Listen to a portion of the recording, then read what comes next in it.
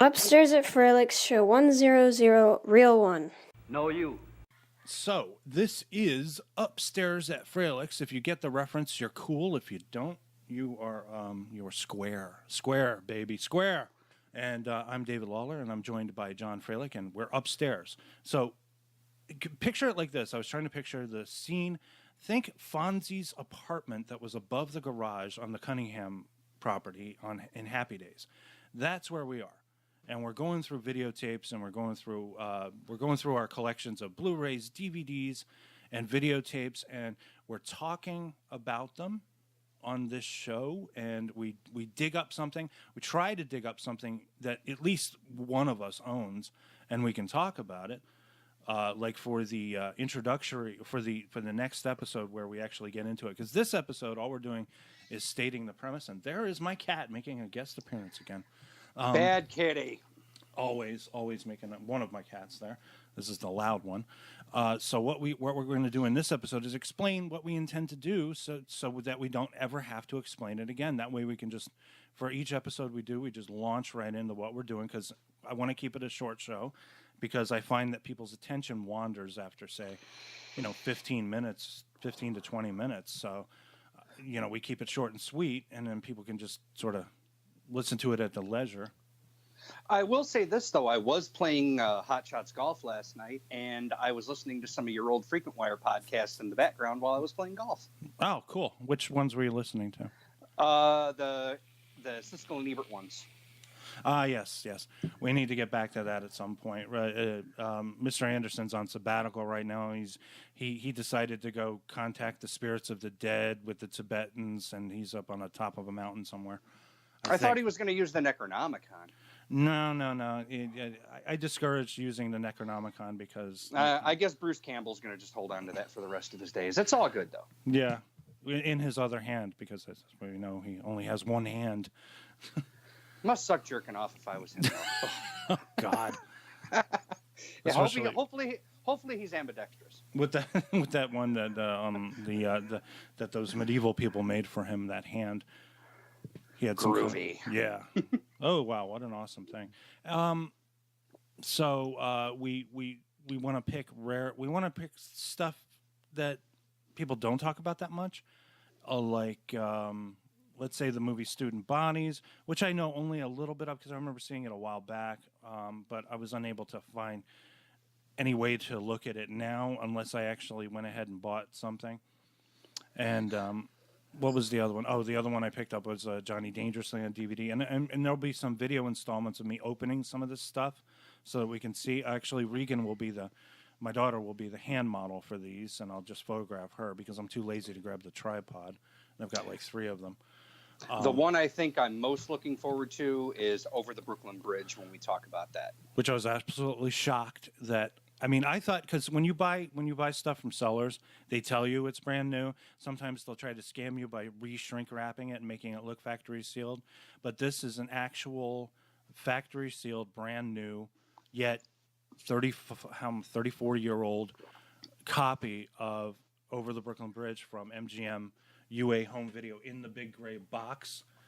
And I'm looking at it right now, and it's got the seal. It actually has the MGM UA seal at the bottom there, the little clasp that keeps the. I guess it keeps the flap, because when you open these up, there's a little something inside, and then I guess you pull the. It's sort of like how the Paramount Video, the original Paramount Home Video boxes. with the flap. I remember those. It's got a flap, so you get it out from the inside, but on that side there's usually like the list of actors that appear in the movie, I guess. Yep. The copy that I have coming in, it's already opened, but the guy who I'm buying it from, he showed me the inside, and it does have a full cast list and everything like that. Yeah, okay. So I am going to open this up. I know I probably shouldn't if I were like a collector or something like that, but the thing is, there's no point in having it if you can't really enjoy it, and I don't intend on reselling it. Well, I mean, the copy I'm getting, I have no intention on reselling it either. I guess for our audience, we might as well say one of the reasons why we picked this movie. You referred to it in an earlier podcast that we did when we were talking about the history of cable television. Yes, the last episode, right? Yep. And the reason I knew about the movie was because of the Electric Boogaloo documentary that came out a couple of years ago. Right. And I knew So, about it because they played it constantly on HBO in 1986, 1987. see, unfortunately, I was too young Yeah. to even know. And I guess you could consider this movie a highbrow attempt at humor from Canon. It Yeah. was one of their it was a vanity project from Nahum Golan. Yes. You know, and without getting too much behind the scenes, I am just shocked that a movie like this has yet to receive a DVD or a Blu-ray release, let alone a manufactured on demand release. Considering the cast, this has Exactly. an incredible cast in it. You've got Elliot Gould, you've got Shelley Winters, you've got Sid Caesar, you've got Margot Hemingway, you've got Carol Kane. It is nothing but not to mention in a very brief bit, a very young Sarah Michelle Gellar, Buffy the Vampire Slayer, is in this movie. Yep, and there's the scene on eBay the scene is floating around on YouTube with her in that. Yeah, it's just a snippet. You barely see her, but it's really cool that's how she cut her teeth. Buffy cut her teeth on a Canon flick, which is awesome. I can't imagine, because there's a lot of Canon movies did make the transition, did wind up on Blu-ray, did wind up on DVD. This one never saw any kind of a release, and that's a shocker. That is but then there are a lot of other Canon movies, like movies that we're not going to talk about or review. But then, there are a lot of other Canon films out there that never saw the light of day on DVD. I know there's a couple off the top of my head. I think The Young Warriors or something like that. It was just another post-apocalyptic movie that Canon did. I don't think it ever saw a DVD release or a Blu-ray release. And we want to be thematic, I guess, in what we're doing. So that's why we're doing this kind of parody thing first with Johnny Dangerously and Student Bodies, and then we're gonna do that. The two probably most famous movies that were basically just a collection of skits or sketches, like Groove Tube and Kentucky Fried Movie. And yep, these are so fantastic. Groove Tube is another one that it got a DVD release, but it was from a small little boutique label called Hen's Tooth Video, which also did Flesh Gordon. Yes. I guess these were picked up because I do remember, and you mentioned it, that there was Groove Tube was released on Media, home video, way back a long time ago. I remember seeing it on cable back in the early 80s, I think, maybe the Movie Channel or something like that. And then somebody had it from one of the various video stores that we had memberships to. I forget which one it was. It might have been, oh, geez. If it was 87 that I saw it on video, oh, my goodness, what was it? Could it have been Society Hill Video? It could have been that or something. Well, that was back in that phenomenon where you actually had to go out and get in, go take a walk or get in your car, go to a video store and rent something, and you had it for a day.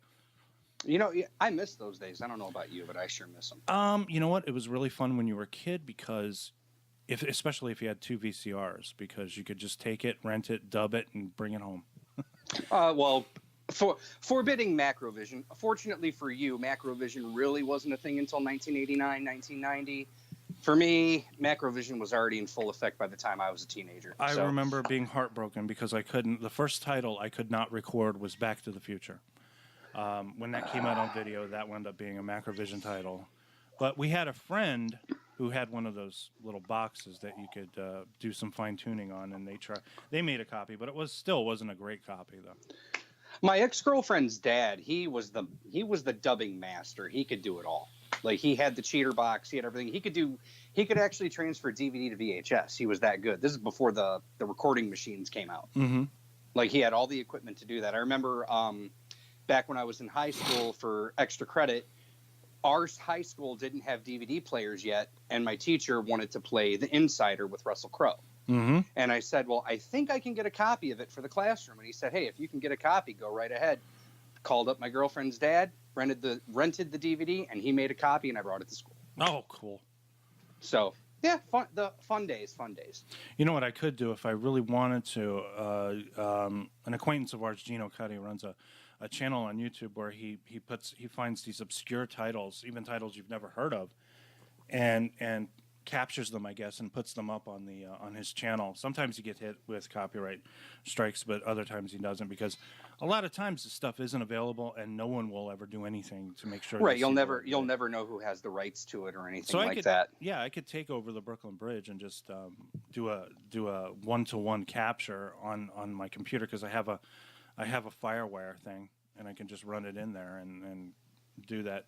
That is, if I have enough time to do things like that. Well, and over the Brooklyn Bridge's case, we know who has the rights. It's just they're sitting on them, and they're not going to do anything with them. MGM has the rights; they just won't do anything with it. Maybe Menachem Golan had a like a Orson Welles type clause in his contract that this movie will never be released on Blu-ray or something like that. I mean, I don't even know. It's like, if you look at IMDb, it's got a 7 rating, which is, for a Canon flick, for a 7, it's actually pretty damn. That's like Oscar caliber, right? You know, you never see a Canon flick with a 7 rating. So, I mean, apparently this must be I mean, I've never seen it. You have. It must be this phenomenal underrated comedy. Why hasn't it come out on DVD after 35, 36 years? Yeah. It's mind blowing. I'll go into it in more detail when we do the episode. The only thing I can tell you is it's basically kind of a dirty Woody Allen movie. I mean, there's kind of a lot of nudity in it, and there's some language in there, and but it has all those kind of quirky romantic comedy tropes of, say, a Woody Allen movie that took place in New York, and it's about a Jewish man who is in a relationship with a girl who's not Jewish.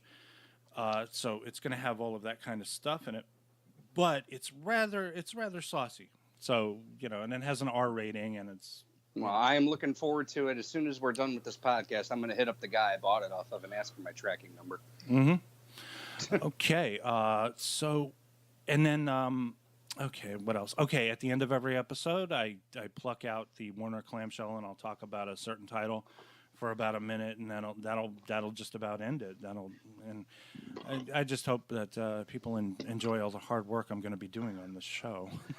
Well, I'll make sure it gets seen. So I'll make sure people actually see what we're trying to accomplish here.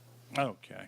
Now with that, I say we start up the first episode of this show, and we'll say goodbye here at this point, and we'll be back with the first episode 101, where we'll be talking about student bodies and Johnny Dangerously.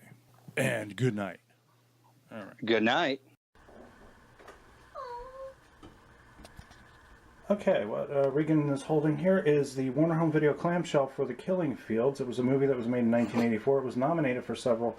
She's doing a Vanna White thing here. Okay, it will show us the title there. Now open it up. Very quickly, we have to get this done. I have to do it in less than a minute. As you can see, the label is an unusual kind of, it looks like a beta tape label, and it's upside down. There you have the nice Warner logo on the inside. Let's see the back cover.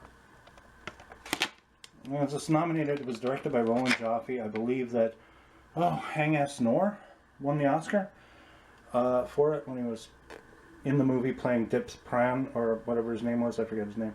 But he was murdered, actually, a couple of years ago under mysterious circumstances. And that's it. Let's see the spine on the other side. The spine there. As you can see, it's The Killing Fields.